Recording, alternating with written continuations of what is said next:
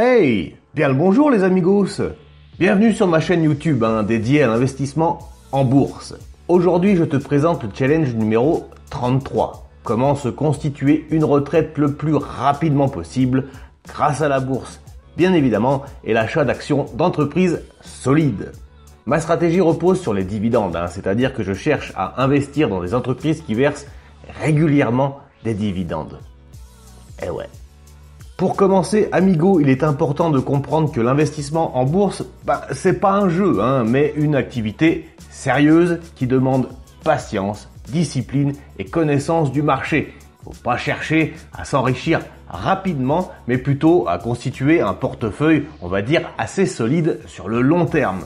Ma strat, en gros, repose sur une approche, de buy and hold. C'est-à-dire que j'achète des actions d'entreprise solides et je les garde pendant des années, voire des décennies, voire des siècles, voire des millénaires. Arrête de t'enflammer. Ouais, faut pas que je m'enflamme, t'as raison. Je cherche, pour ma part, des entreprises avec un historique de versement de dividendes réguliers et croissants. C'est pas plus mal. Ainsi qu'une solide position financière. Cela me permet de toucher des dividendes réguliers qui constituent une source de revenus passifs pour ma retraite. Parce que c'est là le but. Ma retraite. Au moins un complément. Je m'appuie également sur la technique du Dollar Cost Averaging. DCA si tu veux. Qui consiste à investir régulièrement une même somme dans le même titre, quel que soit son prix. Cela permet de lisser les fluctuations du marché normalement et d'acheter à un prix moyen plutôt que d'essayer de, timer le marché. Mais pour moi, en tout cas, je n'utilise pas le DCA au sens strict du terme. Si l'action d'entreprise est trop chère, par exemple, ou surévaluée même, je vais faire tout simplement l'impasse quelque temps et me concentrer sur des actions plutôt sous-évaluées ou tout du moins au bon prix. Ça me paraît pas si ouf que ça. Bien entendu, je ne suis pas à l'abri des fluctuations du marché et il est important de garder à l'esprit que les investissements en bourse comportent des risques. Je vous le dis tout le temps. C'est pourquoi je suis toujours attentif aux nouvelles économiques et aux changements dans le marché.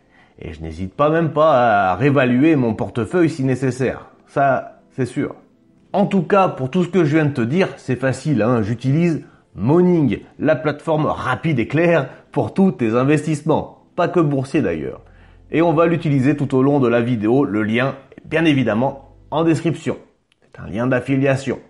Ouh là là. Allez, c'est parti pour mes achats. On va directement passer sur mon téléphone. Et pour aujourd'hui, tu vois que ça se passe pas trop mal, malheureusement, depuis le début. Comme je te le disais, ça fluctue. Il y a quelques semaines, j'étais à quasiment 19 000. Maintenant, je me retrouve à 18 378. J'ai l'impression de jamais pouvoir franchir ce cap. Qu'importe, on continue. Et pour aujourd'hui, j'ai déjà investi dans Verizon Communication. Rapide tour sur Morning pour nous rendre compte que son rendement est de 6,74%.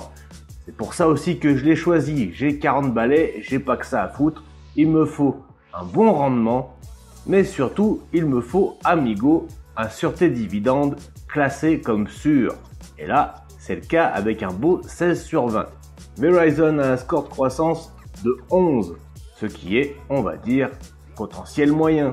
La croissance du dividende sur 5 ans, comme tu peux le voir, est de 2% par an pour une capitalisation de 163 milliards de dollars.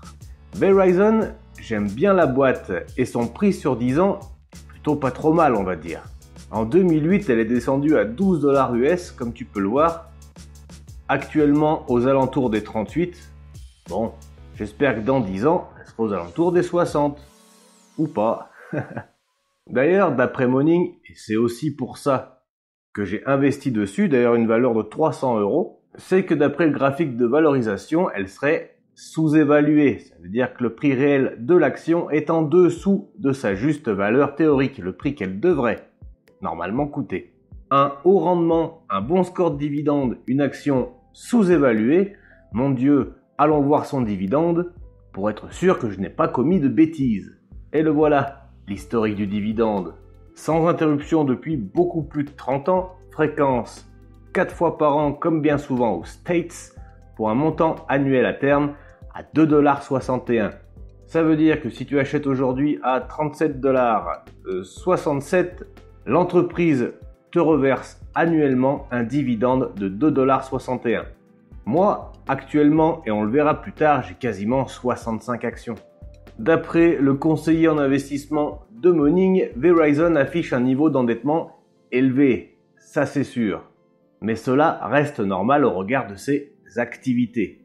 L'endettement sera néanmoins à surveiller, la remontée des taux étant potentiellement très problématique. L'activité, cependant, du groupe croît légèrement. Son dividende qui augmente par petites touches, on l'a vu, 2% par an, ne semble pas menacé à court ou moyen terme. Il conviendra, comme bien souvent, d'être prudent.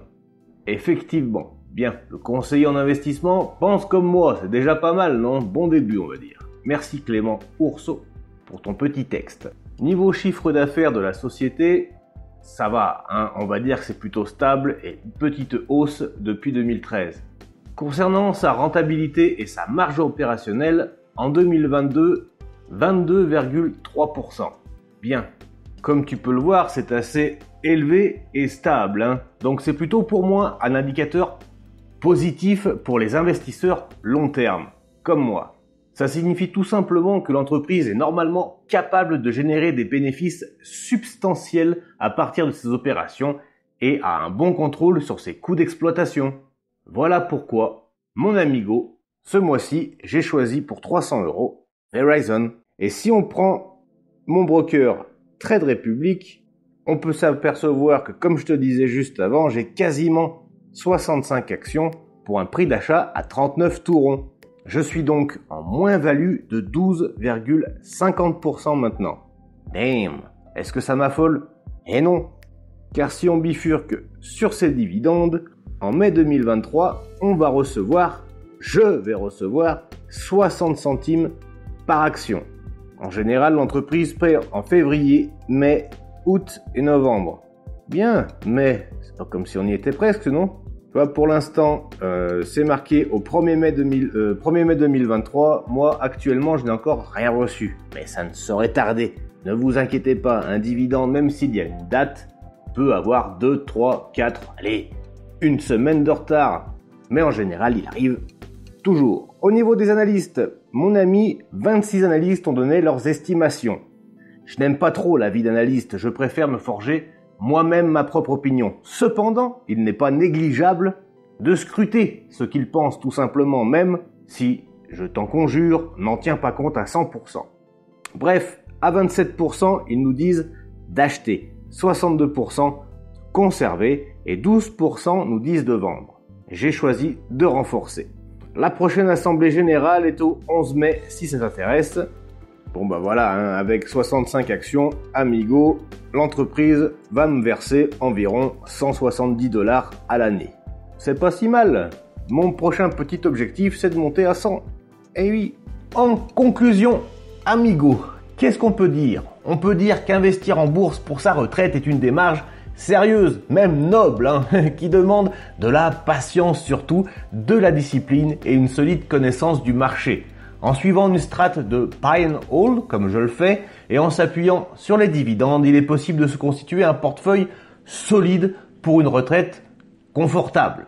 N'oublie pas que la bourse est un marathon, pas un sprint. Alors prends ton temps et investis avec intelligence. Et ça, en 2 ans, je l'ai bien compris.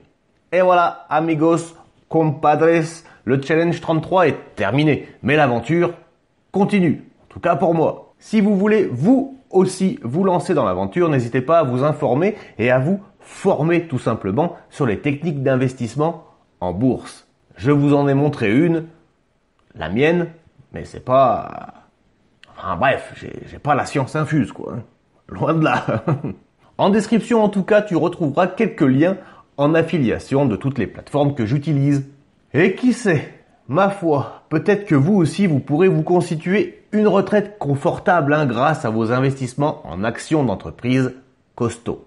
En tout cas, moi je vous dis à très bientôt pour de nouvelles aventures en bourse. Et en attendant, restez curieux et continuez d'apprendre. Très important. C'était Nicolas de la chaîne Investir. Ciao les amigos.